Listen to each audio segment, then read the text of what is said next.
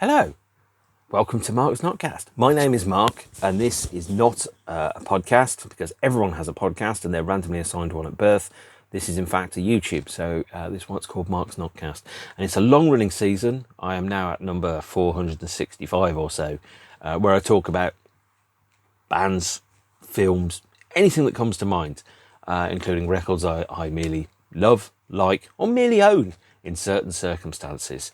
And bands that had meaning to me, have meaning to me, etc., etc., and basically whatever comes to mind. Today I am talking about Wales' second finest export. I can't tell you who the first one is because they're not famous. It is Manic Street Preachers and their 15th album, Critical Thinking.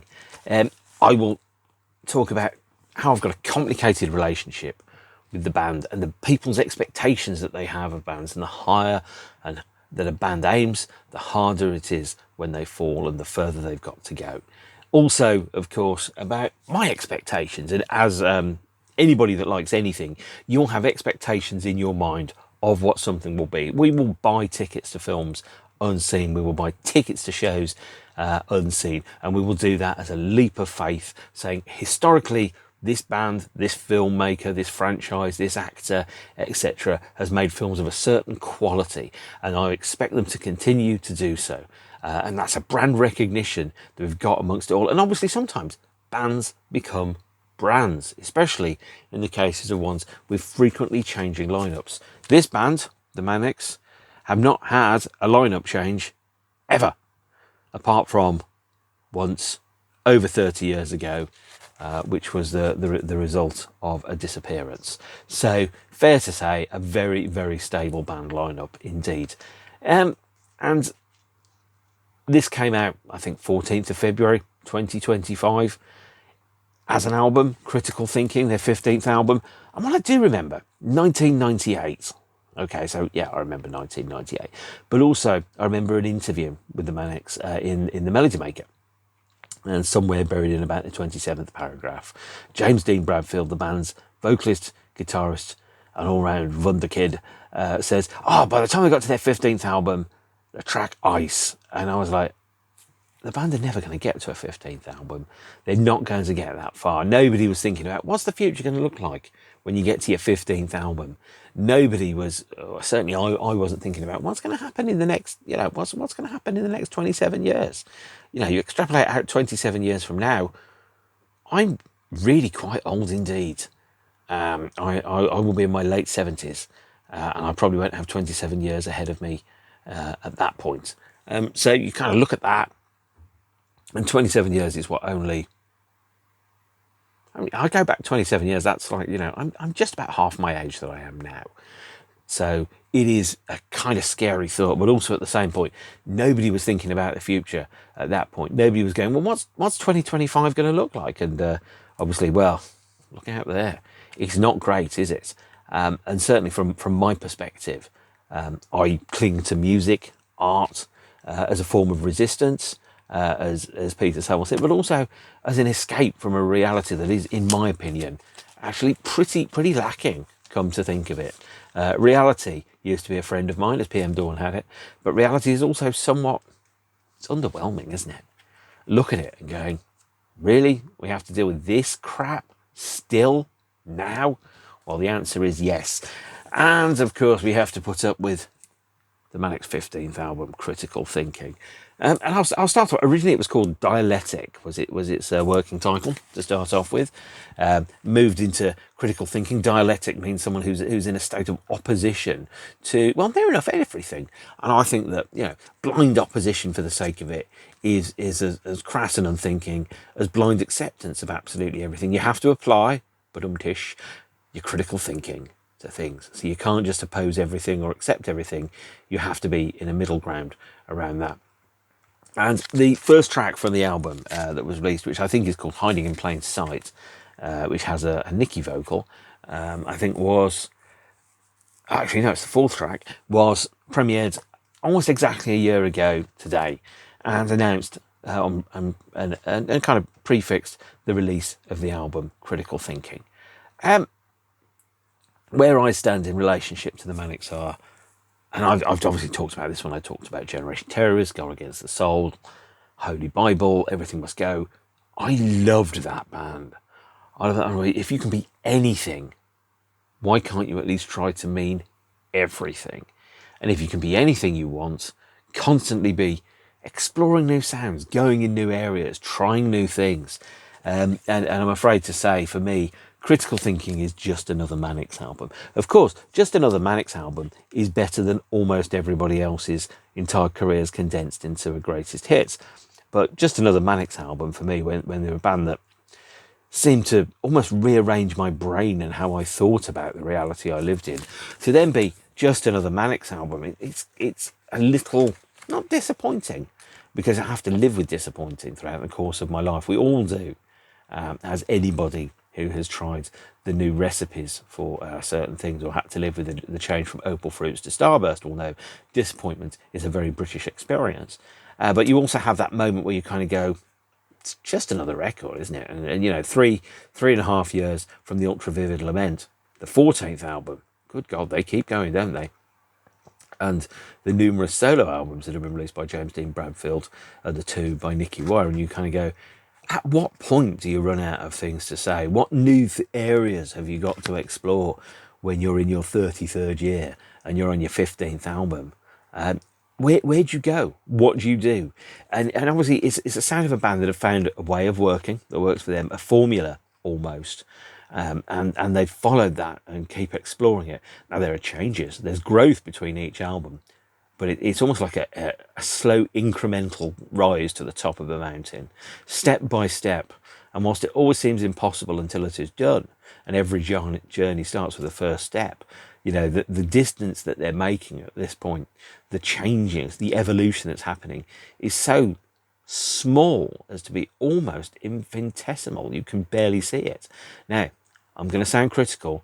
I'm sure that will annoy one thin-skinned member of the band who did a Twitter pile-on at me once because I wrote something he didn't like. Really? But it doesn't matter, really, because once you create art, once you release art, once you do something, it doesn't belong to you anymore. It belongs to other people. It belongs to the listeners. We, as listeners and as, you know, people, we have our relationships with our artists. We have our expectations about them. We have our understanding. And, you know, we will buy tickets to films that we haven't seen and gigs that we haven't seen because we expect that there will be a certain standard that will be executed. We kind of know what we're going to be getting. And with the Manics, you know exactly what you're going to be getting at this point. The thing is, some of the songs on this album, and this is probably the worst thing I'm going to say about it, some of the songs on this album could have been recorded at any time in the past 20 years, and you wouldn't know by listening to them what album they would belong on. If you took out, I don't know, let's say, Hiding in Plain Sight, or you took, Decline and Fall, and you know, which Manics album is that from? And you go, well, it sounds like it could be from the Ultra Vivid Lament. It sounds like it could be from Resistance is Futile or Futurology or Postcards from a Young Man. It could be from any record made in the past 15 years. And that's a difficult place to be as a fan of a band, is to go, I can't quite place what record this comes from.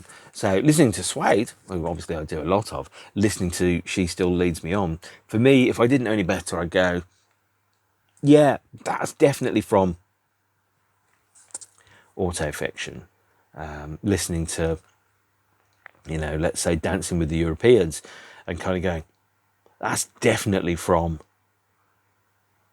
Antidepressants, or as I prefer to call it, X, but that's an entirely different conversation for a future episode.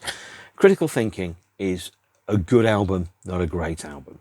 It is just another Manics record, and it more than adequately executes that role. It does its job in two ways. One, it reminds everybody that the Manics still exist, and two, it sells bums on seats in arena tours, although the band don't tour arenas anymore.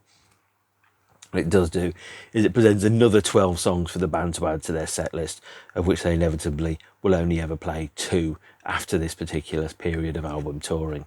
I'm going to get talking about the live shows later on. We're going to start with the record itself. The first track which any of us heard from it was, I think, Hiding in Plain Sight, which is a Nicky Wire vocal, the first Manic single to have a Nicky vocal. And it's a strange song. It's inspired by Bowie's Sounds of Vision, the idea of pale and blinds drawn all day, nothing to do, nothing to say. And it's about an old man looking back upon his life and who he used to be, and a portrait of himself, the portrait of the artist as a young man. And it is a very good track. No two ways about it. Very good. But it is not amazing. Not at all. If I listen to it and go, well, that's a Manic single, and I go, is it? It sounds like a pretty good Manic track, but is it a Manic single? Not quite sure. There's a concept of, looking back in the lyric to the glory years of about 1986 to 2001 or thereabouts. The idea that that life is short and that the opportunity is there if you take it, but also to go, people will always only ever look at you in the context of who you used to be. You will always be, it has been. And of course, that's the tragedy of history, is that we always become products of our past, and people always remember the person that we are. Now, most people, because I've had this haircut, i.e. an absence of one for so long, do not remember the skinny rock kid from 1992 with arse-length rock hair. I do. He's still in me somewhere. I've just built upon top of him. I've built on the foundations of him. I've become that person, but better and more mature. And I think that's what you should do in your life. I constantly think of life as being like a gardener, really is. And is that, the world is a garden. It grows. You need to trim it and keep it into shape. Like, for example, if you have like a hedgerow or like one of those ornamental kind of statues of a person cut out of a tree, it keeps growing. And eventually it's just going to become this huge bush, and you have to cut away all the bits of you that don't look like you and don't feel like you throughout the course of your life. And that's what reality is. It's a constant state of trying to build and curate your own reality, which of course is reflected in the title track to Critical Thinking, another Nicky vocal, which is, I think, the second track, where it really opens the album, and it does so as a kind of like a manifesto of intent. It references Radiohead's Fitter and Happier and the Manics' This Is My Truth. And it talks about social media and the gap between social media and reality. And of course, people that have grown up who aren't digital natives go, oh, just turn it off, not pay attention to it. And it's like, well, no, social media is still as real as reality itself. You can exist without it, sure. But, the world that exists in your phone, the connection and friend groups that you have there, and there are genuine friend groups that exist within there, and also sometimes powerful relationships and loves and so on. It's about curating the reality that you have, and we all curate our reality, all of us. We may say we don't, but we do, because we have choices around what we wear, where we live, that the decoration that we have in our house, what art we've got up in our house, if anything, the clothes that we wear, the books that we read, the television shows that we watch, the food that we eat, it's all curated by ourselves. And when people criticize an echo chamber, it's like, well, why wouldn't you want to surround yourself with people that think like you? Why wouldn't you want to surround yourself with people that you have a connection with and share, common moralities and ethics with? And if you wouldn't, sure, you need to, on occasion, you need to test those boundaries, and you need to apply critical thinking, badum-tish, into it, so that, you remain, that you're not just blindly accepting everything or rejecting everything, but at the same point going, no, I'm surrounding myself with the best of reality that suits me and who I am. And that's a very interesting kind of point. It runs straight through the album and the title track, Critical Thinking, like a stick of rock. There are some cliches about modern living, the idea of living your best life, the idea of smart motorways, for example, smart kitchens. I've seen things where people have said, well, I can't switch my lights on because I've been logged out, or being logged out of your fridge, or when the Amazon web server went down and people couldn't use their beds, for example. And it's like, that's nonsense. But, it is part of reality, is to be able to just go, sometimes I don't want to connect my fridge to the internet. I just want it to keep my stuff chilled. That's all I need it to do. I don't need to be logged out of a fridge, and I don't need to have a broadband enabled bed. Now, obviously, I sound a lot like Grandpa Simpson there. I used to know what it was. Now they changed what it was, and what it is weird and scary, and one day it will happen to you, because you're never more than about 30 seconds away from a Simpsons quote. But critical thinking, for example, talking about your lived experience, your authentic self, be fitter, be happier, speak your truth. As I enter this page, the idea of kind of like you create the reality that exists around you. And part of that is be the change that you want to see in the world. Part of that is about how you make the people around you feel, because people forget how much money you've got, or how big your house is. They go, how did that person make me feel? Do I enjoy being around that person, or is that person merely rich or whatever? It's difficult.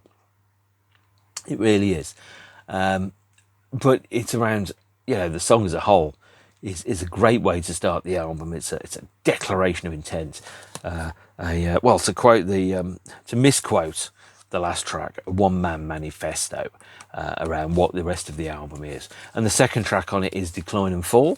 Decline and Fall being the nearest thing I think you would have to an objective single on critical thinking, but not the first single, not the first track to be released, on the grounds that Decline and Fall is the one that they used to, preface the album and go, the Manics, they always sound like the Manics always do, and isn't that good? And yes and no. By the way, and I know this will annoy some people, there is a Stephen Wilson remix of Decline and Fall on the expanded CD edition of the track, an extended remix, like those good old-fashioned 80s remixes that I love so much. But Decline and Fall has a strange lyric. I know our time has gone. Our time has come and gone. And to an extent, it's around living with that expectation around album 15, the one the Manics so roundly mocked in 1998. The idea of a managed decline, a kind of like a come down to normality. And it's a pretty substandard reality, isn't it? Sometimes cleaning, cooking, flower arranging, that's the things that you have in life. The idea of, you've got to 15 albums. Why? What are you saying with your 15th record that you couldn't say on your 4th? What have you learned in that time? And it's a song about, certainly draws parallels to the current state of the nation, the post-Brexit echo, the end of an empire, the fighting amongst ourselves, and society as a fragmented, atomized set of separate kind of tribes that barely intersect with each other. And whilst I was talking earlier about creating your own, curating your own reality, obviously you need to be aware of the rest of the universe that you exist within and around. It uses a drum loop from Squeeze's Call for Cats, of all things, and whilst it was heavily influenced actually by the Skids. So in order to get that guitar sound that sounded like the Skids, James Dean Bradfield used a 2010 D-key amp. Okay, so this might be the first time I've talked about my love of Queen, but I'm going to do it. The D-key amp was built by Brian May's former guitar technician to the specifications from John Deacon, also known as D-key, the now somewhat quiet and aloof bass player from rock band Queen.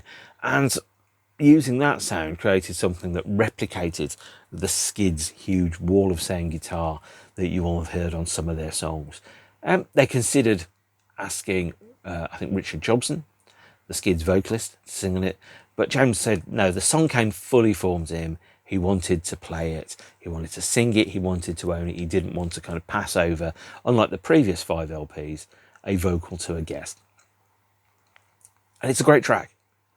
But it sounds like collapsing buildings. It's built on a kind of descending, huge keyboard riff. It sounds like looking at a slow motion lapse photography of a building that's being blown up as the decline and fall of a state happens. And I should point out that in the post-Brexit environment, what we've seen is, Britain's productivity has gone down, Britain's international reputation has gone down. It's getting better because we're no longer run by hopeless incompetence. Now, you can say what you like about Keir Starmer, and sometimes I will, but I try to keep this place a non-political place, except in very broad brushstrokes. And it's fair to say that the current Prime Minister, Keir Starmer, is less incompetent than the previous 4 or 5 that Britain has had. That's not saying much, but it's saying something. I'll put it that way. And it's a great song about realising, well, what happens after you ride off into the sunset? What happens after you get to that point? And the answer is, don't really know.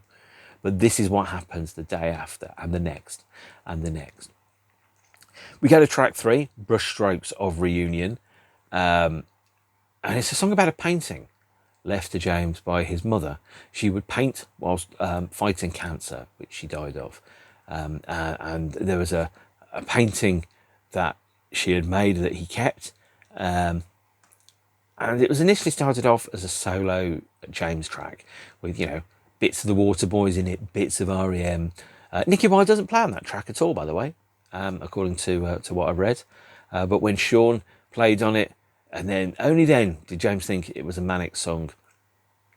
And it was inspired by a couple of songs from the Waterboys. One is Rags, and the other one is called Church Not Made with Hands, from the Pagan Place era of the band. Love the Waterboys, I haven't mentioned them.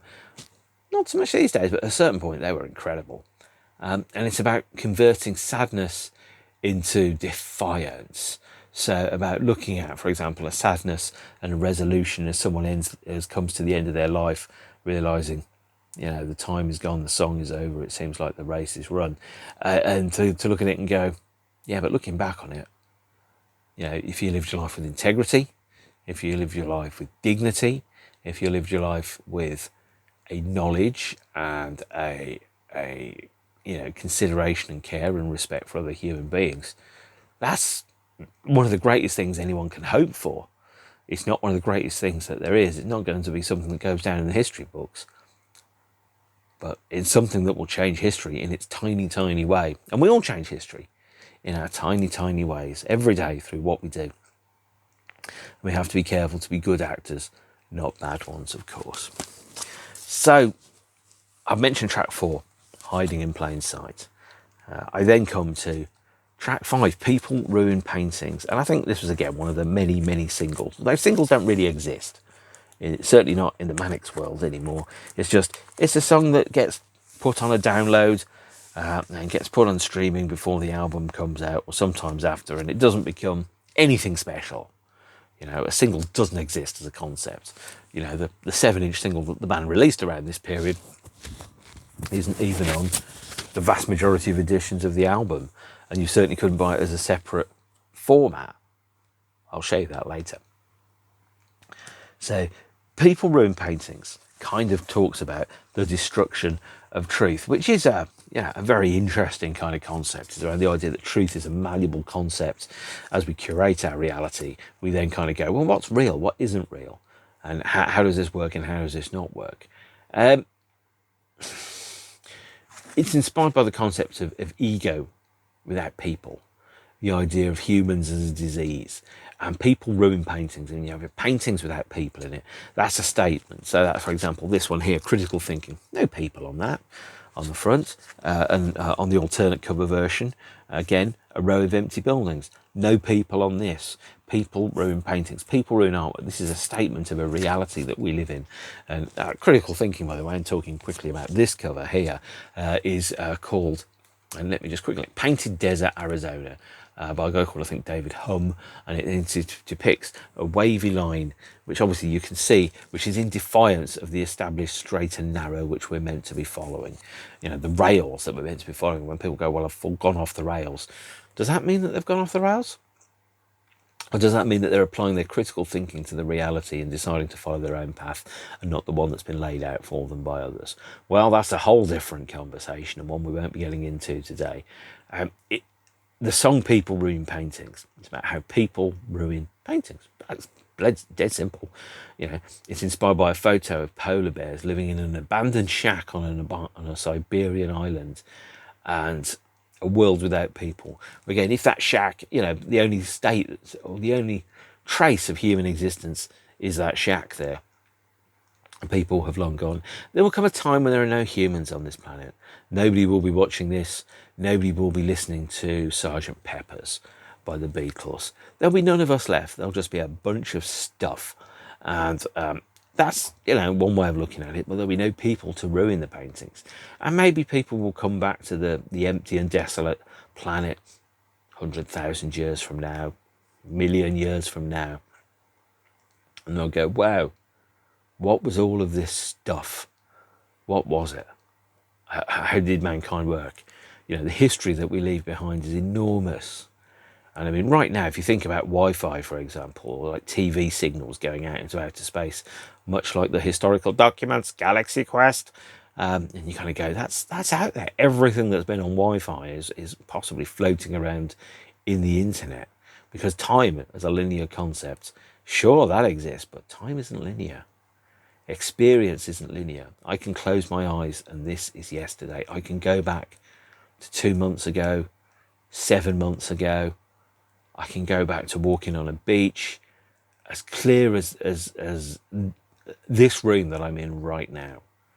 I can go back to, standing in a park in November 1991, as clear as today. And it's still there. Time isn't linear, and experience isn't linear. And Deja Vu, not one of the best Iron Maiden songs, Deja Vu is the concept of where the memory misplaces in our temporary place. It puts something in a permanent spot by mistake. It doesn't mean it's happened before. It means our memory isn't working the way that we expect it to work. And the idea is that there is going to be a world without people.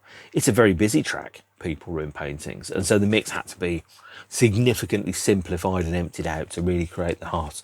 Because sometimes less is more, and not more is more. Unless more is, the Sisters of Mercy. And then we get to track 6, Dear Stephen, a letter to Morrissey. Nicky Boy was too ill to see the Smiths play Cardiff in 1984, and his mum wrote to them. And I think Morrissey wrote back. And it's a letter to, the relationship, because everyone who's been in a band loved music at one point. They may not do it now. It may be a job now, but they loved music at one point. That's why they got into a band, because music meant something to them. It changed them, it formed them, it made them who they are. And the lyric to Dear Stephen is built upon the idea of each band, like every human being, has a history.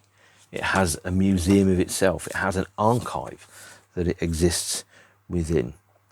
And in some respects, the song is almost like a breakup song to an artist that you've fallen out of love with.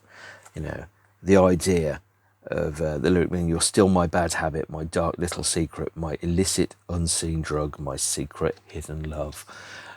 When artists that you love become people that you don't, that's really difficult. I'm thinking about, if you're a Pantera fan and then Phil Anselmo did that White Power salute on stage. Oh, God, you twat. Some of the things which Morrissey have said have been very divisive. And of course, some people to question whether the Morrissey that they love still exists, for example. And that is something that is in this lyric. I worshipped at your altar was one of the lyrics. But I'm still a prisoner to you and Larkin, not even as the history darkens. And it's like, well, I've been the boy with a thorn in his side. Now I want you vivid and in your prime. And again, that's about the Unstoppable March of History. If there isn't a Manic song called the Unstoppable March of History, maybe there should be. And about how time, as an arrow, only goes forward. It's not linear, but it only goes forward for us. One could argue, small animals experience time very differently to we do. We are huge, lumbering, slow beasts to them. They move very, very quickly. Their relationship to a time in scale is completely different to us. So let's flip the vinyl over. If you're listening to this, taking me 29 minutes to talk about one side of the records, it's going to get a little quicker as we go along, to track 7, Being Baptized. And Being Baptized, and here is a standard black vinyl version of it.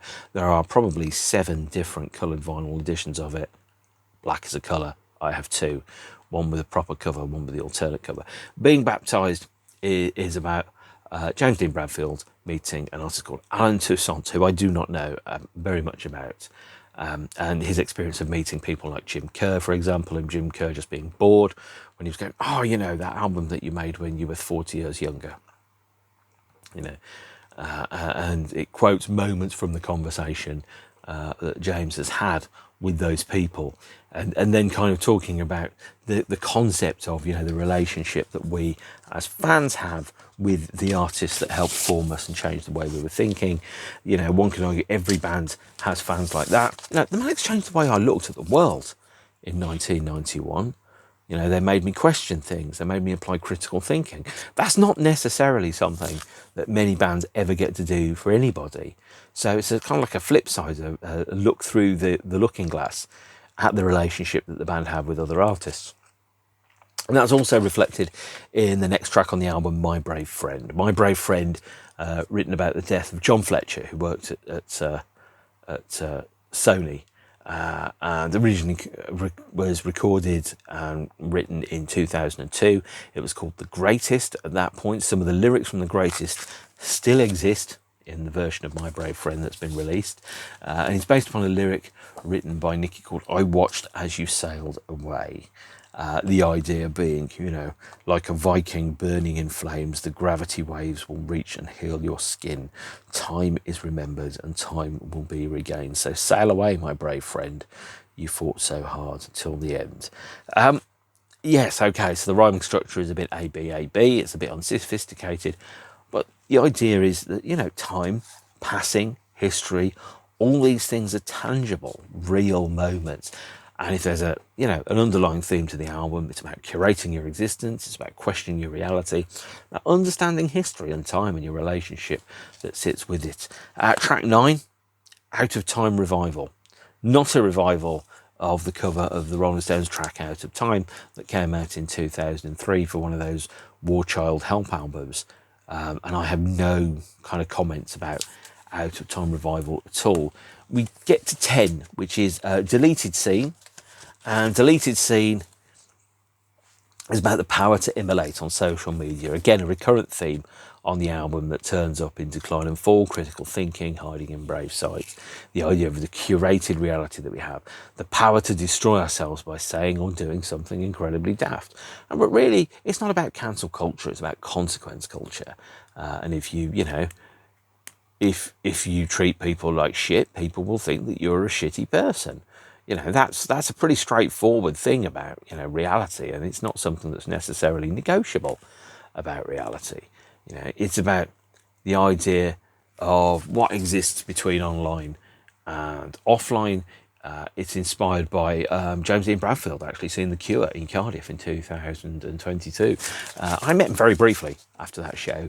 We have mutual friends, and he went and talked to them for about 10-15 seconds, and I just stood next to him at the time, and I had no idea.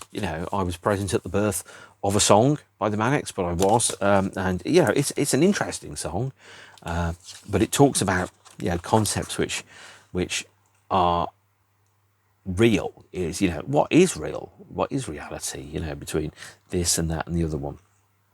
The idea of going, this self-censorship, cornered by all this therapy speak, all hidden inside deleted scenes, a tribute to what might have been. And life is full of deleted scenes. Life is full of moments we don't remember because they're not very memorable, and certainly there are huge amounts of things that are happening in my life that I just absolutely do not talk about in any way, shape or form online, because it's nobody's business but me and the people that are in those moments, and as it should always be. So it's curious to have had an experience and to have been present at sort of the birth of a Manic song. But I've been at the birth of a number of songs, actually. I've been present in the room when a number of songs or an event has happened that has inspired a song, including A Punch But a Wedding by Radiohead. And that was a strange moment, but I'll talk about that if I ever get to do Radiohead album by albums.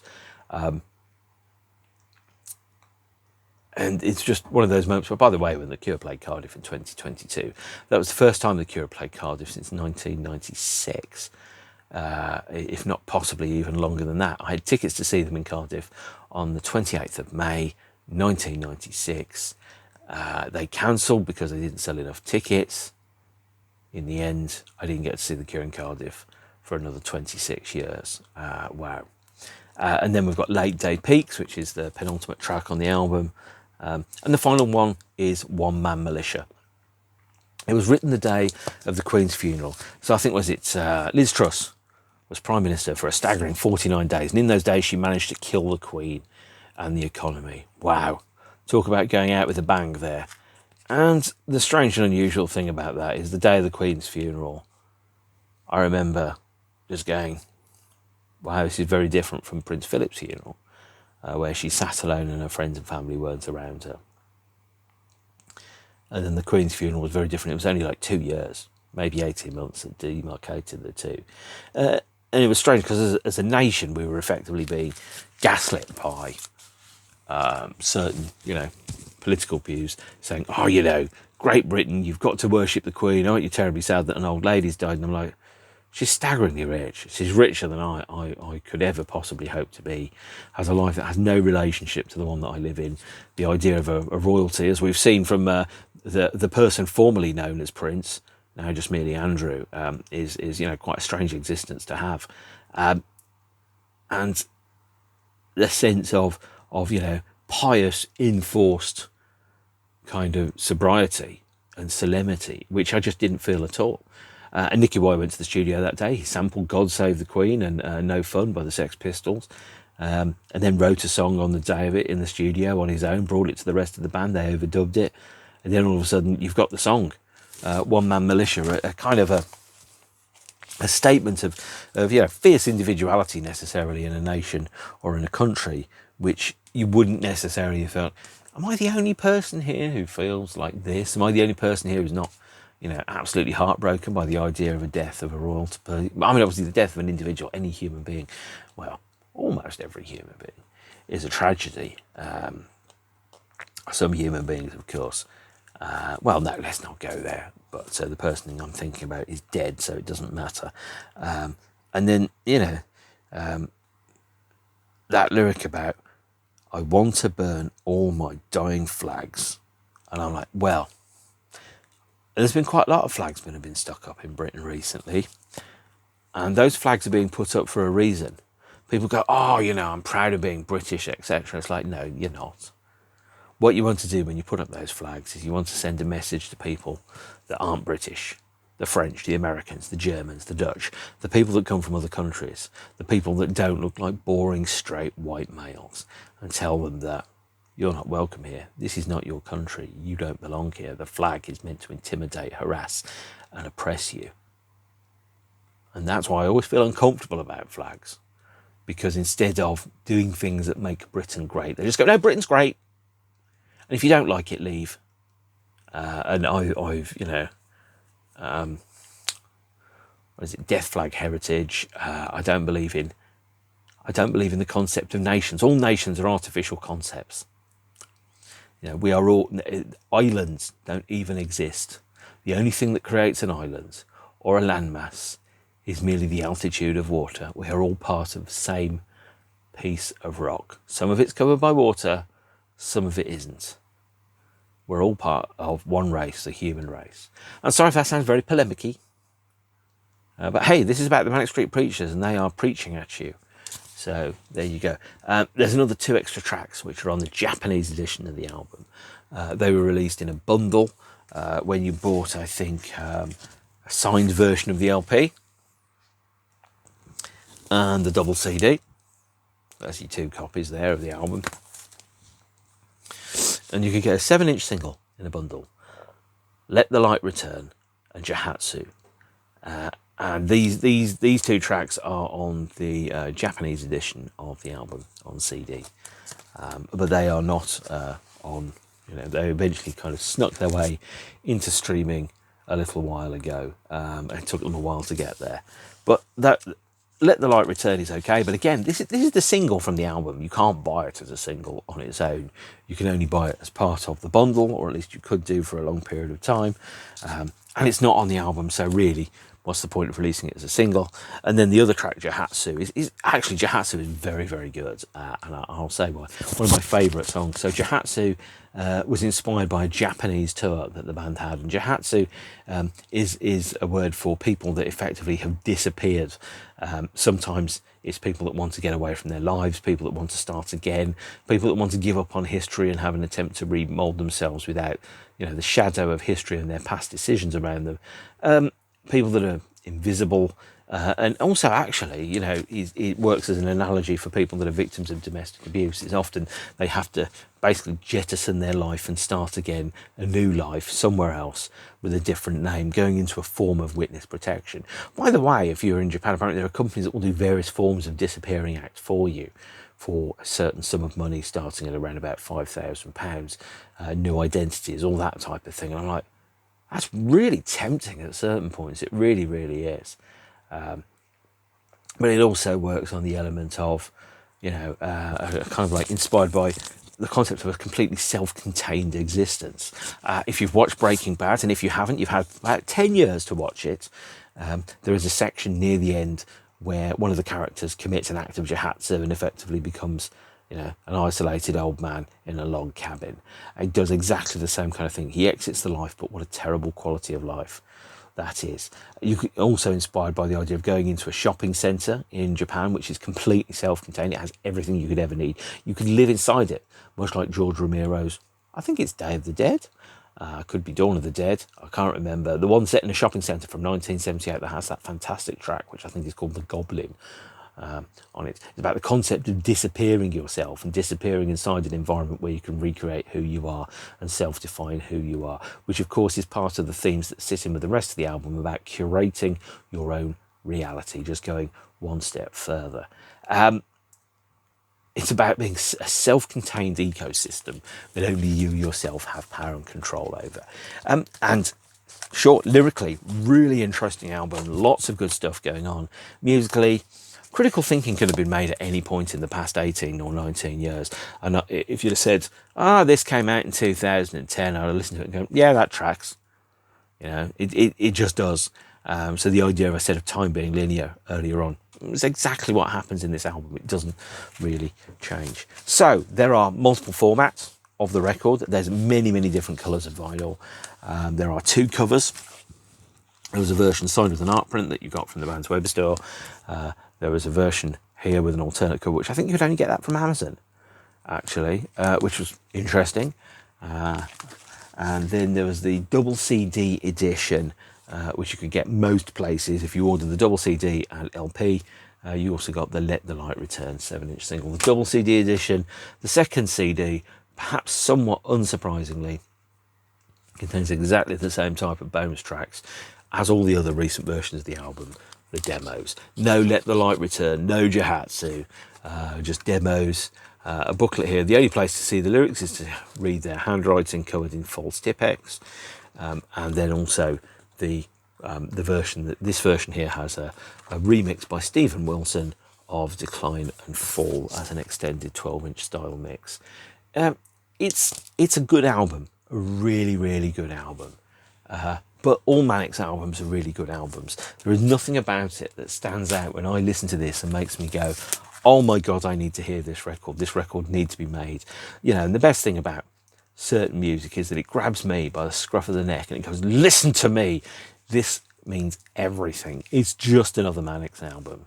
It doesn't have that sense of compulsion, that sense of being absolutely unavoidable, which makes me go, well, if the artist isn't vastly committed, why am I? And there could be an element of it being made because, well, that's what we do. We're a band, we make records and we sell records and then we tour a bit and, we then, do a reissue and all of a sudden, that's a career, is you become a band that sells t-shirts and records and gig tickets. But Critical Thinking as an album, it thoroughly middle of the pack for me. It's a good album, not a great one. I like it, I don't love it. it's curious to see how far the band have come from 1992. If you'd have said to me in 2025, 33 years on, the band will be doing this, and I'll be going, okay, not so sure about that. And I'm still not so sure about it. So this is where my relationship with the Manics has changed.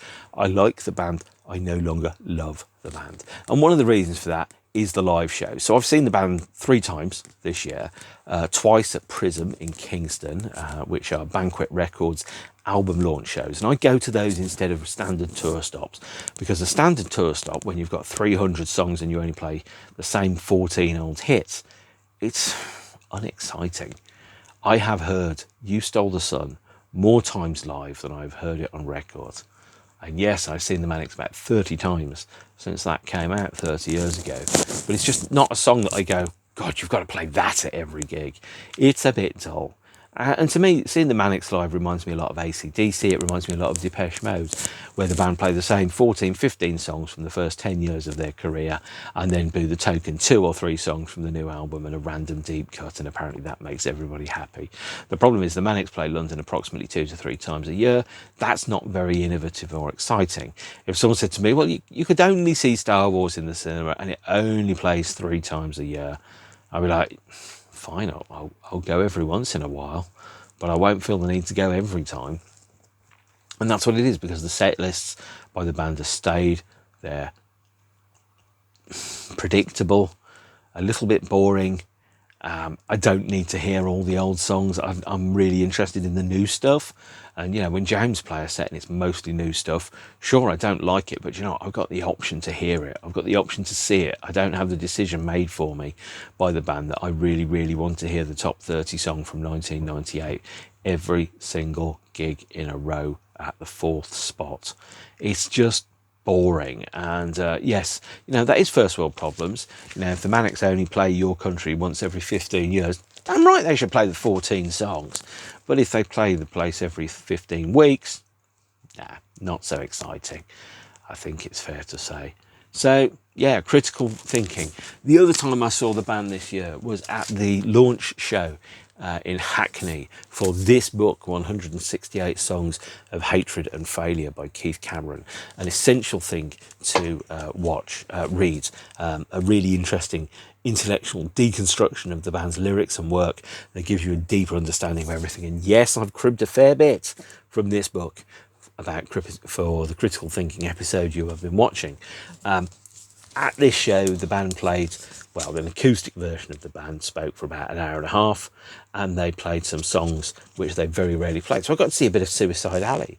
I got to see a bit of Sleep Flower. I think I got to see a bit of Donkeys. I got to see a bit of Spectators of Suicide. These are songs which, if the band played them more often, I would go and see the band more often. But they don't, so I don't. If the Manics said, well, we're going to add Suicide Alley to the set list every once in a while. Right, now you've got my attention. Spectators of Suicide. Yep, sure, okay. I'm listening, Human of Earth. Tell me more. But that's not what happens. The set lists are predictable. However, I like to go and see novelty shows now. Because I've seen the band so many times that when they play live, I pick and choose the shows that I want to go to. I want the experiences that are unique. I want the set lists that are unique. I want something I haven't seen before. And so an acoustic show where they do a Q&A, oh yeah, that's me in spades. An album launch show where they play Peeled Apples and She Is Suffering for the first time in 10 years. Okay, you've got my attention. A show where they play songs from the album that hasn't yet come out, knowing that they're going to ditch almost all of those songs when they get to play the bigger venues. Okay, I'm listening. And that's why I don't see the Manics on their standard tour stops. Also, gig tickets are really expensive, they're difficult to get, and I'm not playing that game. So there you go. That's Critical Thinking by the Manic Street Preachers, Wales' second finest export. And I know who the first is. Their 15th album, no song on here called Ice, thank God, but there are some songs which, again, it sits in the middle of the Manics LPs for me. It's not the worst, it's not the best, it's thoroughly pretty good. Bang average by Manic standards, although of course bang average is better than almost every album made by Shed 7, let's put it that way. because I don't like Shed 7. And talking of Shed 7, why is it Shed 7? Did they look at Shed 6 and go, not enough? Shed 8? It's overkill. Shed 7? Just perfect. I don't know. There should be a band naming committee. And if you can't justify the name of your band, someone, not Alan Sugar, should snap a Twix and go, you can't sing, you can't act, you can't get a decent band name, you're fired. So with that, I'm going to wrap up. Thank you for spending 50 minutes, if you made it all the way to the end, listening to me talk about one of Wales's finest popular beat rock combos. And I will see you at another episode at another point. I'll have to do the Manics ranking later because obviously I need to give each album the time and space and love and care and attention it deserves. Is this good? Yes. Is it great? No. Do I recommend it as a fantastic Manics album? No. But what I do say is, actually, when I say that sounds a bit like I'm on Question Time or a politician, isn't it? It's pretty good. It's got some really good songs on it. It's not amazing, but if anyone's making amazing art by the time they get to their 15th album, there aren't many of them, are there? No. So, there you are. As per usual, be excellent to each other. Stay beautiful, beautiful ones. And I will see you some other time. Bye-bye.